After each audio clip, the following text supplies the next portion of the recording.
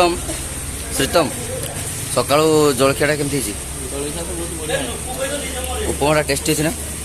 उपमाटा tasty अच्छी, मटर तरकारी भी टेस्टी अच्छी। ତା ସାଙ୍ଗରେ କିଛି ଦେଉଛନ୍ତି? सांबर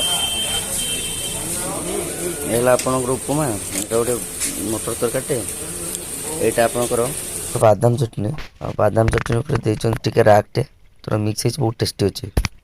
ମୁଁ ବର୍ତ୍ତମାନ ଅଛି ଆପଣଙ୍କର ଶଙ୍କର ଟିଫିନ୍ ସେଣ୍ଟରରେ, ଯେଉଁଠିକି ଆପଣଙ୍କର ଚକତପୁର ଯେଉଁ ନ୍ୟୁ ହାଇୱେଟା ହେଇଛି NHଟା, ତାର ଯେଉଁ ବ୍ରିଜଟା ଅଛି ତାର ଏପଟ ସାଇଡ଼୍ରେ, ମାନେ ଆପଣଙ୍କର ନର୍ଥ ଓଡ଼ିଶା ସାଇଡ଼୍କୁ ଯିବା ରାସ୍ତାରେ ଜଷ୍ଟ ରାଇଟ୍ ସାଇଡ଼୍କୁ ଟିକେ ଯିବେ, ଦେଖାଯିବ ଆପଣଙ୍କର ଶଙ୍କର ଟିଫିନ୍ ସେଣ୍ଟର।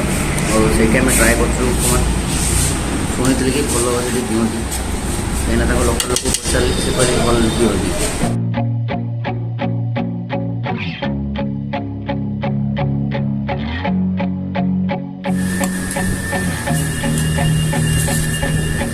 टेस्टी अच्छा लगता है।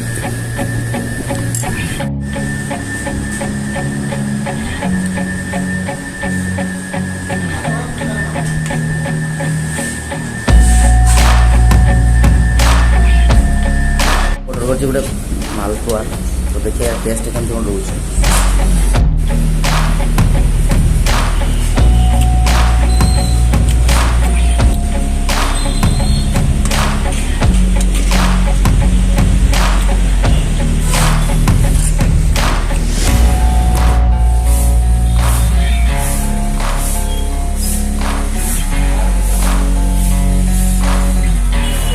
भाई ଆପଣ ଏଠି ସବୁଦିନ ଜଳଖିଆ କରନ୍ତି?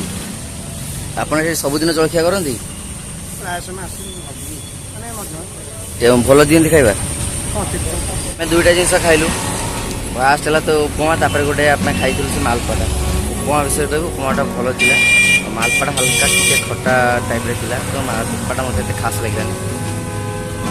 ମାଲପୁଆଟା ମୋତେ ଏତେ ଭଲ ଲାଗିଲାନି, ବଟ୍ ଉପମାଟା ଭଲ ଲାଗିଲା।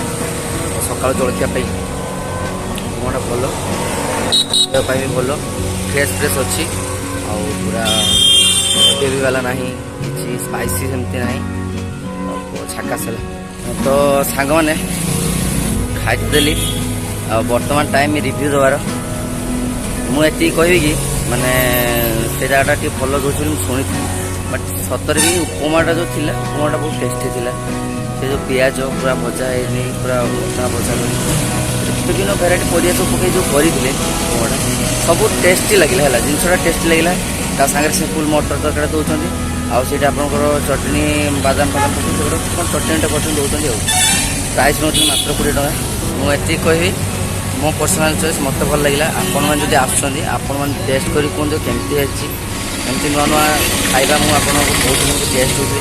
ହଁ ଓଭରଅଲ୍ ମାର୍କିଂ ଯଦି କହିବେ ଠିକ୍ଠାକ୍ ଅଛି, ଗୁଡ୍ ଅଛି। ହେଲା ଆପଣ 10ରୁ 8 ଖଣ୍ଡେ ଦେଇଦେବେ, କିଛି ନାହିଁ, ମାନେ ଭଲ 20 ଟଙ୍କା ହିସାବରେ ଭଲ ଅଛି। ଆଉ ବେଶୀ କିଛି କହିବିନି, ଆପଣମାନେ ଆସନ୍ତୁ, ଟ୍ରାଏ କରନ୍ତୁ। ମୁଁ ଦେଖାବ ଆଉ କିଛି ନୂଆ ଖାଇବା ଜିନିଷ ନେଇକି, ନୂଆ କିଛି ଅଲଗା ବ୍ଲଗ୍ସ ନେଇକି ଖାଇବା।